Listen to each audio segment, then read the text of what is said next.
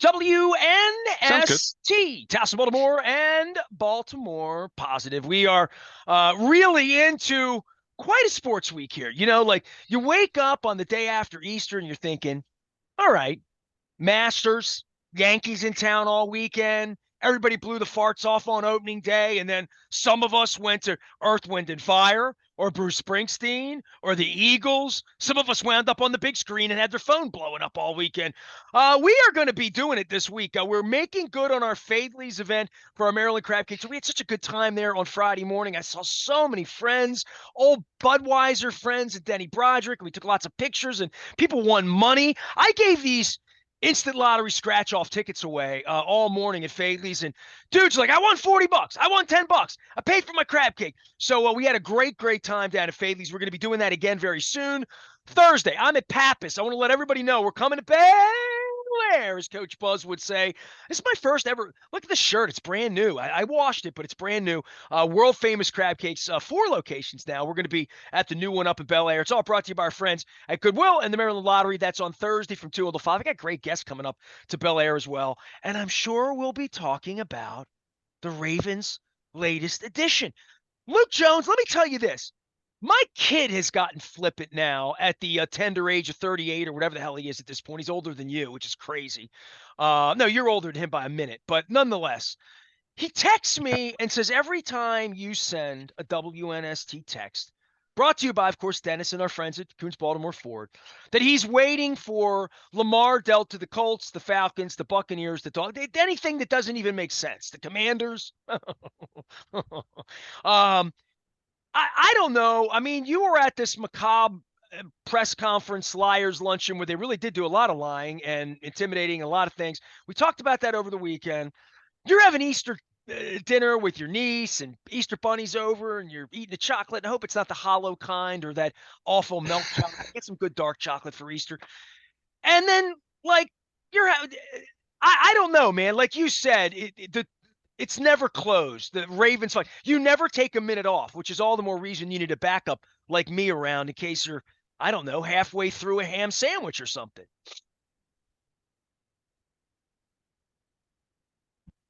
Yeah. Well, I mean, my overall reaction to what happened on Sunday night was shocking.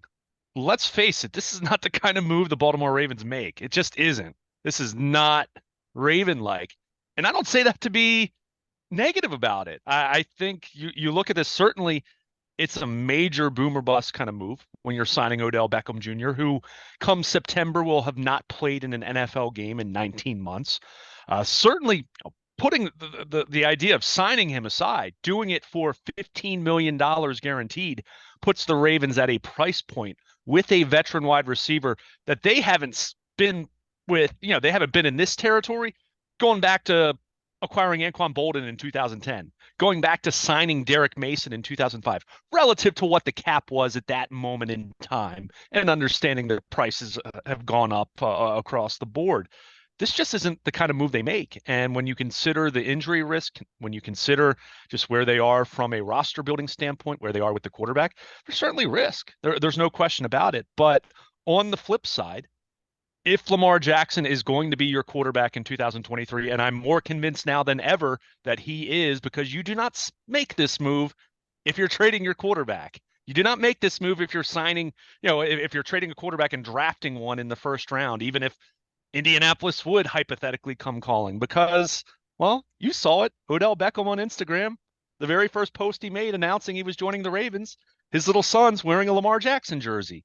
We saw Lamar Jackson on Instagram make a reference to the Ravens, at least indirectly, for the first time in weeks when he's FaceTiming with Odell Beckham, who is a Baltimore Raven now. So I don't think this necessarily changes anything from a long-term standpoint, but as it pertains to 2023, as I've said to you for quite some time, all the signs continue to point to who's the suitor, who's stepping up, and what are the Ravens doing at quarterback if it's not Lamar in 2023?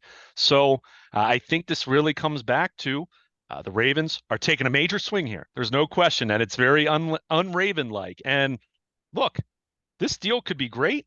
or it could totally blow up, and this could be the worst signing they've made since Earl Thomas, approaching 4 years ago or over 4 years ago at this point. So, but as we've kind of said, if you're laying out the scenario for Lamar Jackson to be here in 2023, you want to try to win, right? Yeah, you want to do something. You don't want to just have him here and, well, Nelson Aguilar is the only signing you've made. So I think this is clearly a major move, whether it works out or not. I do applaud the Ravens on taking a swing at a position where guys like me and lots of fans have complained about it a lot, and it's been their blind spot. So it'll be fascinating to see how this works out. But again, for me, the biggest takeaway of this, beyond the Ravens just doing something they typically don't do at the wide receiver position, it's I just don't know how you look at this anymore and think Lamar Jackson's not going to be here at the very least in 2023, because I don't think the deal makes a lick of sense otherwise. All right. Well, first things first. Where do they get the money from, right? Everybody asked that question, so I'm going to allow you to at least answer that. So I'll give you maybe a three-parter. Where do they get the money from? Let's start with that. Secondly, this is a real way to say to everybody on the team and the people in the upper deck and the people who have PSLs, we're trying, right? Like even if Lamar doesn't show up at OTAs, if he's pissed off, if he goes all summer, and whoever is our quarterback, Stetson Bennett. Dennis loves when I say that. So I just like saying Stetson Bennett. So I hopefully, late April, later this month, we'll say Stetson Bennett on day 2 or day 3. Who knows, right? But this is appeasing Todd Monken. This is appeasing the team that says we're going to try to throw the football. This is a stab at Lamar saying, "Hey, Lamar, come back and play for $32 million and chuck it around and go get yourself paid when you bring." I'm Steve Bisciotti. I'm a businessman. You're a businessman. You want to do business? $33 million. I've given you weapons. Go win a Super Bowl and then come back and knock on my door and get 250. Flacco did that 10 years ago. And I saw that one of Flacco's people was on my LinkedIn and listed all of Flacco's achievements before he got 100 paid too much. Even by his own standard. I think the day he took the money, he's like, probably overpaying me. You know what I mean? Deep down, right? Like hard to live up to this contract in the future. They're paying me for what I did, not for what I'm going to do. This is if the Ravens are looking to bargain against Lamar to make him look bad if he doesn't want to come play football for 32 million or 48 million or 133 million guaranteed or wherever it is, but there's still Lamar wants to get paid. This makes Lamar lick his lips a little bit. But dude, this is combustible. All of this. If you talk about turning the heat up a little bit, and Bisciotti's got more money than God. He can do whatever he wants. They can kick cap money down the curb. That DaCosta and Harbaugh are convinced they're not getting fired, even if the team stinks. Even if they have no quarterback and a $15 million wide receiver that's over screaming, "I want the ball 18 times a game," whether he deserves it or not, because all that's going to happen. You just signed up for that. I've seen the act. So I've seen the kids act, and I saw him when he's 23, 24, and tippy-toe. I remember being in New Orleans the night he caught that ball. I remember being outside the bar looking in saying, "Caught that ball." Yeah. That was a long, long, long time ago. And first, but this is, where do they get the money and what does this mean for Lamar? Because this is Lamar turning the heat up on them, saying, "Pay me if you want me to play." And the Ravens are still going to have to do that. Yeah, well, I mean, the first question, it's pretty simple, and it's already been reported now that I haven't seen the full details of the contract, but 40 bowl years are going to be used here. And basically what that means is you put in dummy years for accounting purposes. It's a $15 million deal with, I saw Tom Pelissero of NFL Network said a $13.835 million signing bonus, and he's got a little over $1 million base salary. So what you do is you put void years in. They're dummy years, and they void at the end of this season. They void at the start of next year's new league year, making Odell Beckham a free agent, assuming you don't do an extension or anything like that. So what it means is it will lower his cap figure. It won't be a gigantic cap figure for 2023, which is what the Ravens need, given where they are and given where they are with Lamar Jackson's situation, and still leaving, albeit probably a very small percentage chance of another team trying to sign him to an offer sheet. But, it makes a $15 million number. If you just do a straight 1 year contract, it lowers it to, a few $1 million, and it's not as low as 1 or 2 million, but it's much lower than 15. But here's the thing: when you do voidable years, those years void, and then the remaining cap hits on those void years, but for the signing bonus, they do go into next year's cap. So they'll have a dead money hit next year. And that's what they've been doing with a lot of these deals they've signed, albeit 1 year deals that they've been doing, with some of the players that they've re-signed of their own. Nelson Aguilar, kind of going down the list of those guys. So you can make it work. You can always make it work with the cap. And, at this point in time, when you do something like this for a $15 million 1 year deal, you're certainly looking at where the Ravens are cap wise. They're going to have to renegotiate and look at some of their other deals with guys like Marlon Humphrey, Mark Andrews, Ronnie Stanley. And there are always ways to redo those deals to create more cap space for the present. Of course, it's always a hidden cost. Not even a hidden cost, it's a cost down the road, but that's what you're going to do. And it's something that all teams do at some point in time. It's just the Ravens have dipped into the voidable years mode this year just because of where they are with Lamar Jackson. As far as the message it sends, I mean, I think you covered a lot of it, but I mean, I look at this in two different ways. One, if you are truly looking to move on from Lamar Jackson, I just don't see why you're going to sign Odell Beckham and sign him to a 1 year deal. Two, on the flip side, while certainly the price point that they gave Beckham changed the conversation because I don't think there was any thought that the Ravens were anywhere close to meeting what his ask had been, which I'd seen a Jets reporter reported a couple weeks ago that he was looking for $15 million per year. So yeah, I think you can get Beckham to sign up amidst some uncertainty with Lamar because you're paying him $15 million. At the same time, I think it was made very clear to him that the plan is for Lamar Jackson to be here because otherwise you're not going to have you're not going to have your son on your Instagram wearing a Lamar jersey. You're not going to be you're not going to be FaceTiming with Lamar the way that Lamar even put it on his own Instagram. So I continue to say, and I felt this way before it happened on Sunday night, but I'm more convinced than ever that Lamar Jackson's going to be here this year. Now, how exactly does that look? Does that mean I assume that there's going to be a long-term contract? No, not at all. But I think it does mean Lamar's going to be here, which, again, is going to be here or was he going to sit out the season? I mean, well, look, man, the measurement of his value has been measured here over the last 4 weeks to the rest of the league as far as what they are willing to pay and what they're willing to give in draft picks. Sure. And I can assure you, if Joe Burrow were out on the street right now, or even Jalen Hurts, or Patrick Mahomes, certainly, or Josh Allen, there would have been a major rush for any of those guys. I think a guy that runs in the linebackers, wanted more money than anybody, hasn't finished the last 2 seasons, and is unrepresented. I mean, there's a lot of things, but I still think that the NFLPA will talk about a collusion lawsuit in regard to him, in regard to there being no market for a premier quarterback and a franchise. No market. There was no market for him. A zero if he comes back here. And I think that's possible. There's a legal part of this where he goes and plays for his $32 million or whatever with this lawsuit out there. And at the end of next year, if he wins a Super Bowl with Odell, that somebody around him, including Odell Beckham, apparently now, who's in his ear, and Ray Lewis, and last week it was, quoting Ray, right? Or quoting Ray, quoting the Bible, right? Or quoting movies. I don't know what's what anymore. Wisdom, no weapon form. But nonetheless, whoever's around Lamar, getting Lamar to the field, to the gym, to the playbook, to Todd Monken, to teammates, into the castle, working, getting better, all of that to try to win a championship under the guise of I'll come back and then next year you or somebody else is going to have to give me $280 million.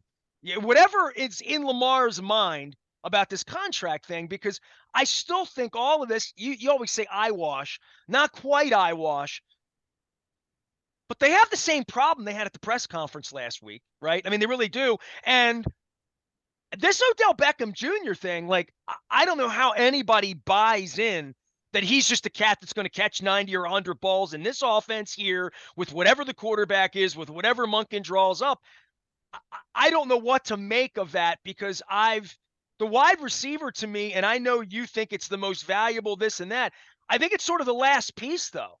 I think everything else has to happen for the wide receiver to get the ball. And to your point, they've never stepped out like this. This guy's combustible. We know that. I mean, I've seen the act. I've also seen the talent, but I don't know that that's there. I know that everybody in the fan base is like, oh my God, we got Odell, but now we have it made. They still got to get the quarterback back and get him happy. And I don't, that's about a lot of money and it's about respect and, a lot of things that, not bridges that have been burned, but they're at least sort of smoldering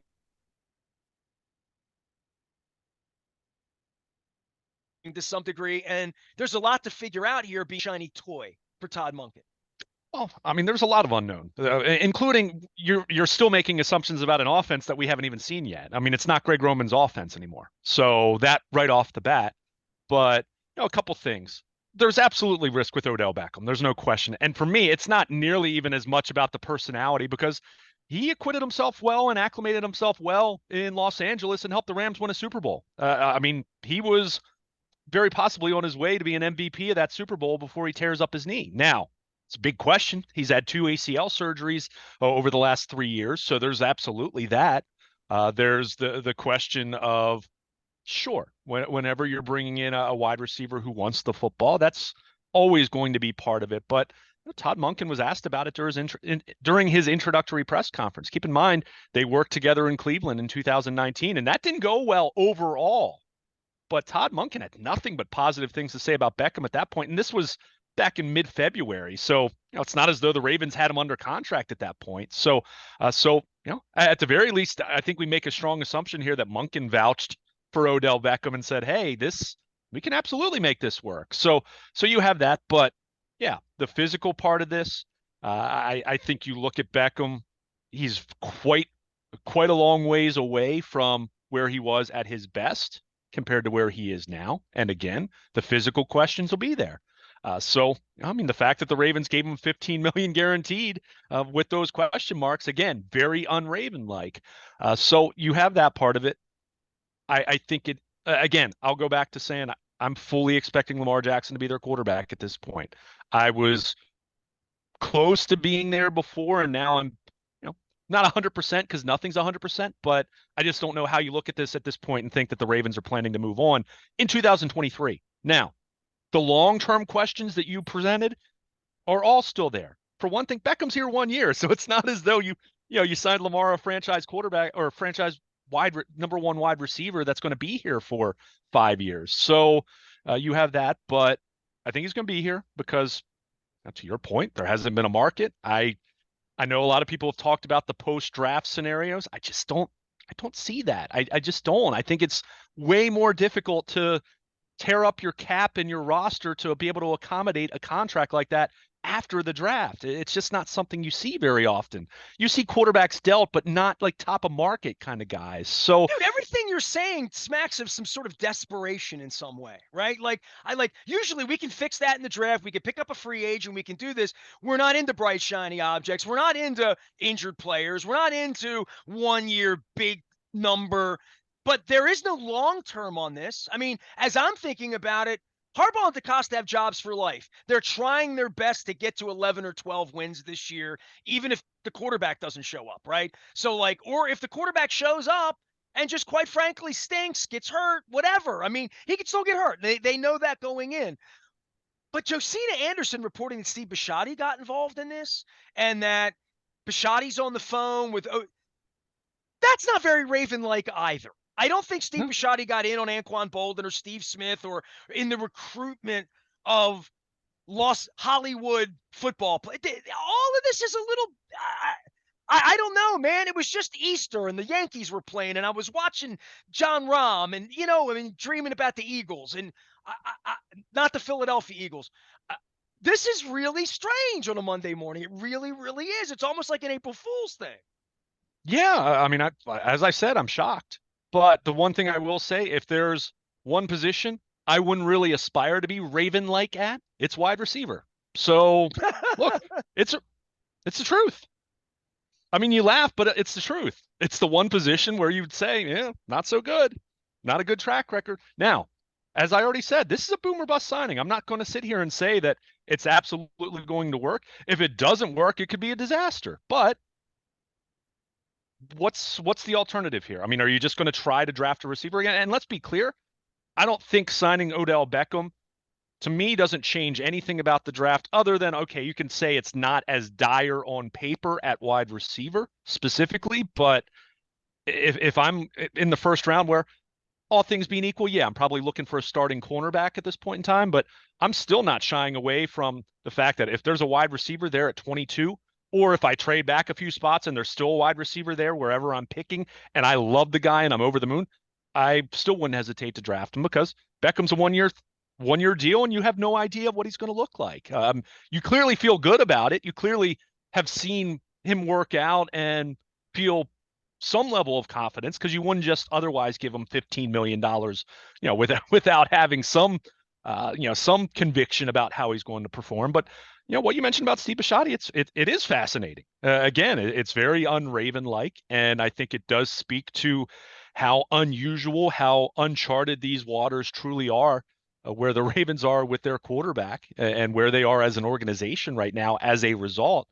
But at the same time, I've said over and over, even if Lamar is here for 2023 and we're talking about the same exact thing a year from now, in the meantime, you still want to try to win, right? You still want to try to win a Super Bowl, get to a Super Bowl, make a deep playoff run in 2023. And your one move being signing Nelson Aguilar certainly wasn't the path to doing that. So you've got to do something that's going to potentially change up your variance, right? This is the kind of move that could work out beautifully, or it could be their worst signing since Earl Thomas. So that's where you look at it and say, okay, Lamar's going to be here.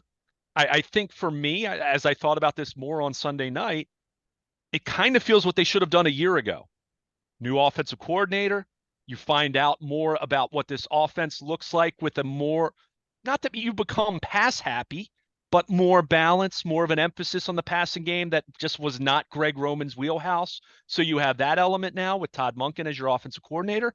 And you bring in another wide receiver that you're hoping Odell Beckham paired with a healthy Rashad Bateman and whoever else is lining up at wide receiver, Nelson Aguilar and maybe a draft pick, Devin Duvernay, whoever, you hope you have a much more representative group there. And then you hope that that leads to one, winning, and two, maybe you get a better picture of what a Lamar Jackson in the second half of his 20s looks like with maybe a little bit less running and some more passing and a more potent passing attack and an offense that looks much more formidable from a long-term perspective, understanding that Lamar is not going to continue to be the athlete that he is now or the athlete that he was 3 or 4 years ago. So Well, there's that's also, kind of, you go to Lamar and say it's a fresh start for yeah. you, and also an opportunity, your best chance to win. And nobody else wanted you. We love you long time. We still love you more than anybody else. And Mhm. here's 152 million reasons over the next 3 years to at least shut you up and keep you happy for 3 years and feel like you're playing at market for right now. And that if you go do this, maybe we write in $100 million bonus and you win a Super Bowl and we tack 2 years on at 58 million a year. Like, I don't know, but the creativity is stepped up here to the point where the guy who wanted to sell the team 3 years ago before the plague is now rolling his sleeves up and getting on the phone with wide receivers. Yeah, absolutely. So it's fascinating in that sense. And again, it's not Raven like when you're talking about wide receivers, especially wide receivers who, in this price bracket, in this price point and given the injury history, but it really does speak to where they are at where they are with the quarterback right now. And I think it's a risk, but I think it's also a big swing. And at some point in time, you got to take some big swings. You got to take some risks, especially at a position where you've been lacking and you've been lacking for quite some time. So, that's where that part of it I'll applaud while also acknowledging that, yeah, this has the potential to go very south, to go very sour. But again, I think even if you're just talking about Lamar for this year, understanding where he is, understanding where the Ravens are, understanding where the 31 other teams are with Lamar as far as a lack of interest, given all of the circumstances. I've never thought that other teams wouldn't want him at all. It's given the variables that are at work here, the many variables at work here. So, from that standpoint, yeah, you deliver a message to Lamar and say, hey, look, everything that's gone on, we brought you in the guy that apparently, when you see some of the reports on Sunday night, Lamar and Beckham have had conversations at different points about playing together and all that. So bring them in, say, hey, now this gives you more incentive to be here in 2023. By the way, Lamar, probably a good idea for you to not skip all of training camp and show up at the end of August when we have a new offense, when you have a new number one wide receiver or 1A, along with what you hope is a healthy Rashad Bateman. So you're hoping there's some incentive there that maybe that leaves Lamar a little less inclined to skip the entire offseason or skip training camp, which again was all conjecture to begin with, but making assumptions about where they are at this point. And you say, look, either we can work something out long term right now, or if you want to play on the tag, that's fine. Go out, be great. We'll be great. We'll try to win. And then we can reconvene about this at the end of next season. And we could try to work something out here. Or Lamar, you know what? Even if you're dead set on your price, and even if we can't work something out here, bringing in Odell Beckham, you've got a better chance now to have a great season this year. And whoever the team is that ultimately you're with long term, this improves your chances to get to that point where you want to be financially, contractually, and we'll see how this works this year, and then we'll revisit this. So I think that's kind of what is at work here. But to your point, when the owner's getting involved, and That's unraven like. well, it's unraven like, and the other thing, it just speaks to the finances involved here. I mean, okay, it's a 1-year deal, and I get that. And even if Odell Beckham flames out and is a terrible signing, it's not as though that's going to be, like having a quarterback that ends up being awful, right? Having a long-term quarterback deal blow up in your face. So, but it definitely is unusual. But it speaks to how unusual this situation has been. We've been talking about this same general conversation we've had for over 2 years now. So it is unusual, but I think it also does say something about, it seems like the Ravens like Odell Beckham as a person. And Todd Monken, again, vouched for it even during his press conference, Harbaugh almost gave two him months some ago. sugar, right? They know each other through Pro Bowls and this and them. They know each other. I mean, look, Monken said this. Look, wide receivers like to get the football. They do. Derek Mason loved to get the football. Anquan Bolden loved to get the football. There were times where Derek Mason got ticked at Joe Flacco on the sideline. That Michael happened. Jackson and Derek Alexander wanted the football. Yeah, so that's not. I know we have such a stigma for that kind of an attitude sometimes. And are there times where it's fair? Yeah. Are there other times where I think it's really overblown and unfair? Absolutely. Now, I think what's interesting about Beckham is seeing what happened in Cleveland, the fact that Todd Monken clearly still vouched and thought he was worth bringing into this organization, despite the fact that things did not go very well at all in 2019 in Cleveland. But with Beckham, what was the end of his Browns tenure? The big storyline was what? Him and Baker Mayfield not getting along, and clearly there being a rift. But I think as time has passed, I think that story has aged more favorably for Odell Beckham than it did for Baker Mayfield, given how the remainder of his tenure played out in Cleveland and where he is in his career now. And like I said, Beckham, by most accounts, seemed like that was a really good fit in LA, and again, he helped them win a Super Bowl. He wasn't great in the regular season when he arrived there, but go look at his numbers. He played really well in the postseason until tearing up his knee during the Super Bowl. So I think there's enough there to think that the Ravens, I mean, clearly they feel good about Odell Beckham, the person, to some degree, because you wouldn't take this kind of a risk on And a 1 year obviously, they've deal. taken him out for a test drive. He's run Sure, around. They've poked and prodded, and Andy Tucker's. I mean, they you would have to think. do all of that, right? Like they wouldn't give him $15 million coming off an injury and not playing last year. We beat up Lamar for not playing the last 7 weeks. This guy hasn't played in a year and a half. Right, right. I mean, you would have to think that. Now, that doesn't mean that there isn't some unknown. but you would have to think that you feel really good about where he is physically right now.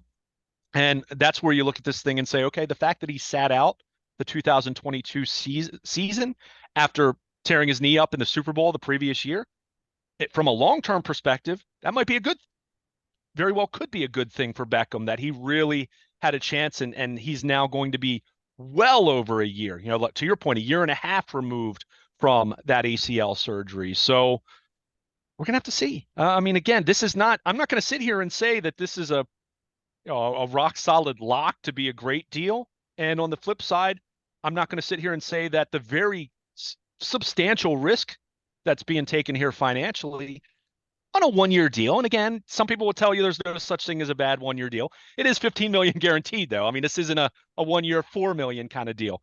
But I would say on that front, I mean, there's risk, but I think there's definitely reward here. And if part of that is to mend your relationship with your franchise quarterback, at least for the short term, and still have a positive, fruitful 2023, even if it means you're reconvening and you're dealing with the same thing a year from now, well, you have a chance to win in the meantime. And maybe that does change everything in some form.